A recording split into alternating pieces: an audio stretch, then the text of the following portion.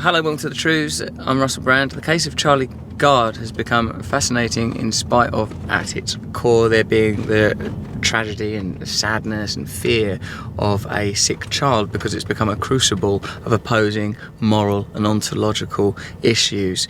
Who owns life? What is life? Is quality of life something that can be qualified, quantified and understood? And who gets to decide in situations what the meaning of life is? The Vatican, Donald Trump, the National Health Service, the British government, or the judiciary system, or possibly parents?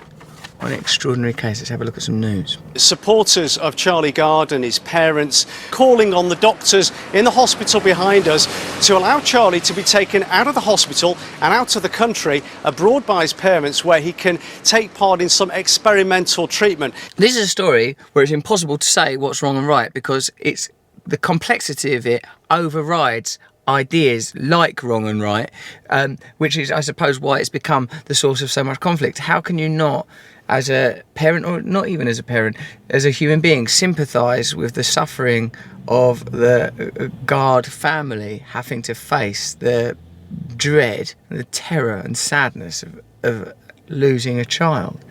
How can you not understand a health institution trying to do what's best? I suppose that is one interesting axis or aspect of the problem, is that there is lack of trust in the verdict of a health institution, that there is a breakdown between the belief of the parents and the verdict of a hospital. There was a time where those kind of institutions perhaps had a kind of sacred role, wasn't there? We'd go, well, the doctors know best, the hospital knows best. In this instance, the parents believe that they know best, and then as a result of this confrontation, sides are forming. Now, isn't it interesting sometimes when you're trying to, this is impossible to understand or impossible to come up with a conclusive argument, but it's interesting to see who uses it and in which ways it's used. The Vatican, of course, interested in the divinity, the sanctity of life, almost with an anti-scientific perspective, even though the child's life is being sustained by science and medicine. Then, people like Donald Trump, with his sort of sentimentalist and individualistic understanding of life, and his understanding of a good news story and potential to oppose institutions that at their heart, even in 2017, have a kind of socialist underwriting. The NHS, of course, being ideologically oppositional to the way that Trump regards health, particularly at this time when they are looking to rescind concessions, moderate concessions, that were made to public health under the Obama administration.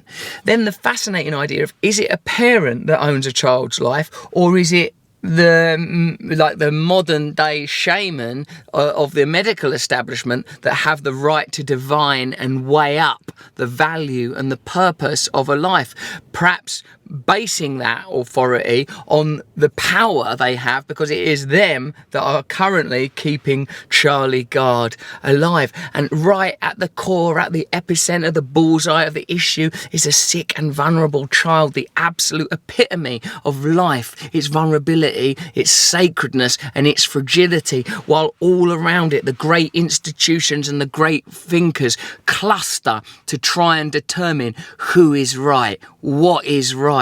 It wants the High Court judges to assess the new evidence of this supposed possible new treatment and then decide if it might be in the best interest for Charlie to be moved. But the hospital itself still says it doesn't believe this treatment will help him in any way or help his quality of life, but they'd like the judges to make a decision about that. What this story is starting to epitomise and bring to the fore is the changing social relationships of our time. Who do we give authority to? Who do we give power to? There was a time when you would have looked to a priest to decree. Who is it that pronounces people dead? It's usually a religious figure. There are times when you would have a different kind of trust in the state for Queen and country. God bless you, Mum. You wouldn't question it. But we don't trust the state anymore. Think of the state as taking us to unnecessary wars, not funding our institutions correctly, lying to us, privileging the elite and rarefying the privilege acknowledged. So where does trust go? We live in the emotional landscape of our own consciousness. Where are Charlie Gard's parents going to look for authority other than their own selves and their own feelings?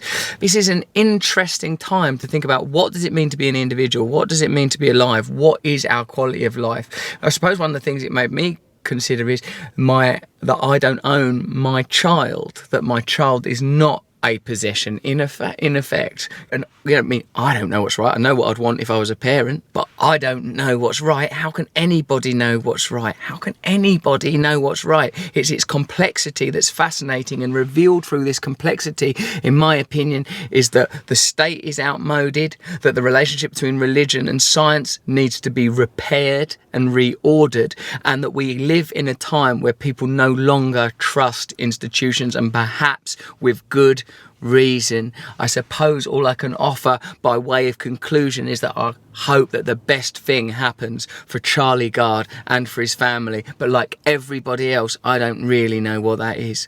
Some true news. Thank you.